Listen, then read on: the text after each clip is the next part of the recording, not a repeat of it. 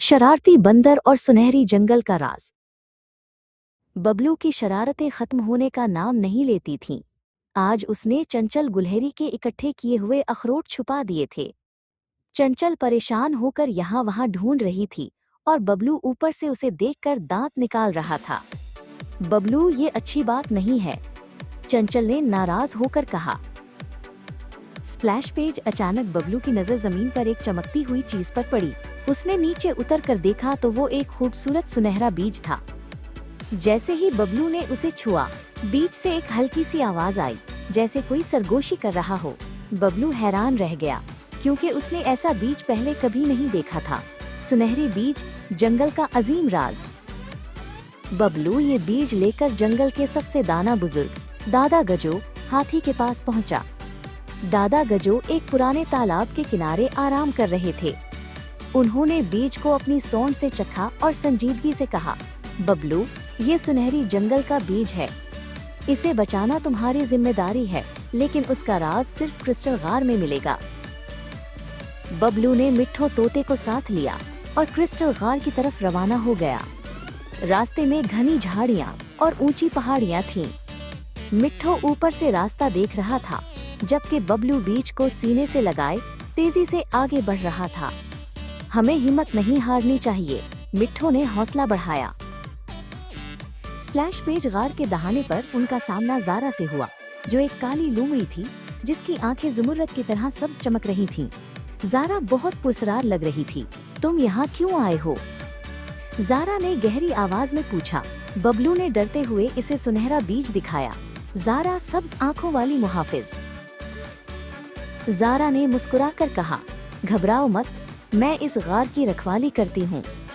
ये बीज तुम्हें अजीम बरगद के पास ले जाएगा, जहाँ तुम्हें जिंदगी का असल राज मालूम होगा।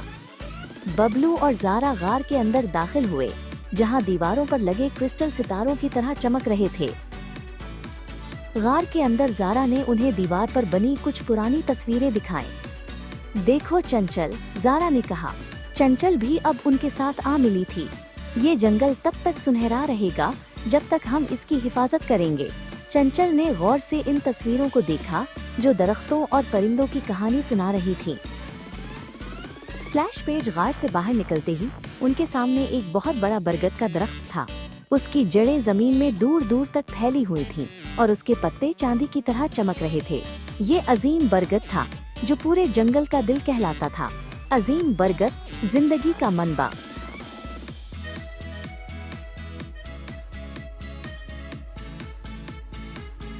दादा गजू और मिट्ठू भी वहां पहुंच गए। दादा गजू ने बबलू को समझाया, बेटा, ये दरख्त हमें ऑक्सीजन देते हैं, जिससे हम सांस लेते हैं। अगर दरख्त नहीं होंगे तो जिंदगी खत्म हो जाएगी। Science corner. दरख्त सूरज की रोशनी की मदद से कार्बन डाइऑक्साइड जज्ब करते हैं और हमें ऑक्सीजन फराहम करते हैं, जो तमाम जानदारों के लिए जरूरी है।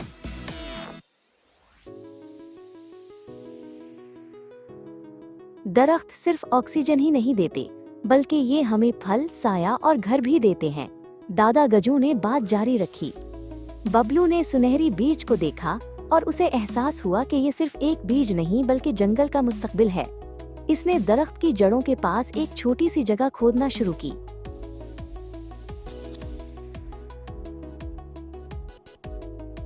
Splash page. इसी वक्त एक शहद की मक्खी एक फूल पर आकर बैठी। चंचल और मिट्ठो उसे गौर से देखने लगे। मिट्ठो ने कहा, देखो, ये नन्ही मक्खियाँ कितनी अहम हैं। ये एक फूल से दूसरे फूल तक जरदाना पॉलन ले जाती हैं, जिससे नए बीज बनते हैं। पॉलिनेशन, कुदरत का जादुई तरीका।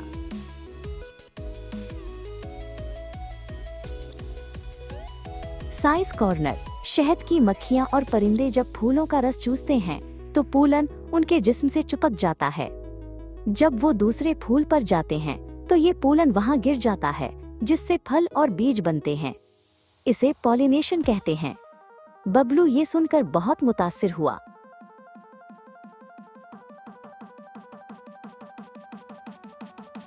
अचानक जंगल की खामोशी एक जोरदार आवाज से टूट गई।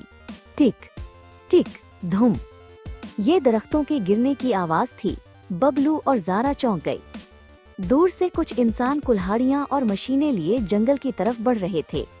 जंगल के तमाम जानवर खौफजदा हो गए।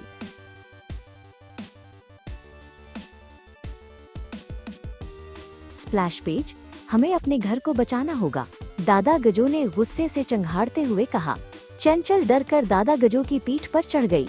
पूरा जंगल खतरे में था। बबलू ने अपनी शरारतें भूलकर कुछ बड़ा करने का फैसला किया। उसके अंदर का मुहाफिज जाग उठा था। जंगल खतरे में है।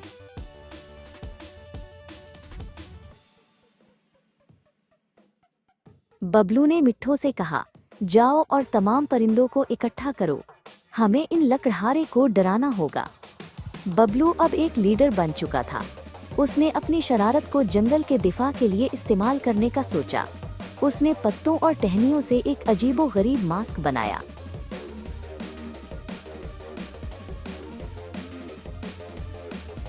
ज़ारा लोमड़ी ने बबलू की मदद की।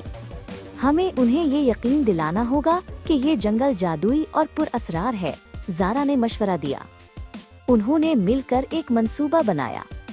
बबलू ने दरख्तों के पीछे छुपकर आवाजें निकालने की मशक की, जबकि ज़ारा ने अपनी आंखों की चमक से डराने का सोचा।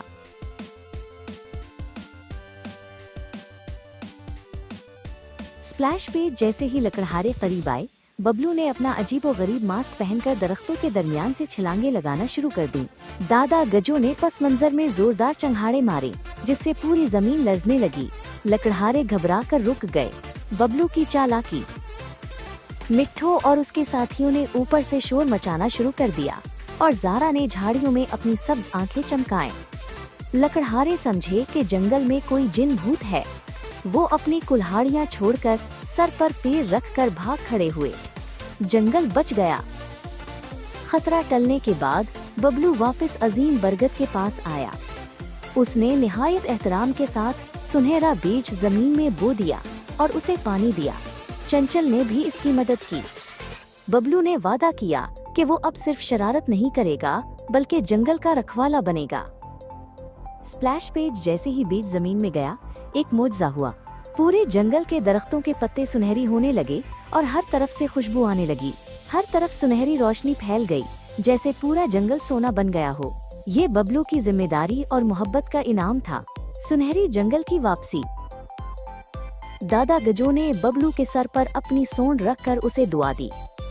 बबलू ने सीख लिया था कि असल खुशी दूसरों को तंग करने में नहीं, बल्कि अपने माहौल और दोस्तों की हिफाजत करने में है। अब वो शरारती बंदर नहीं, बल्कि सुनहरी जंगल का मुहाफिज कहलाता था।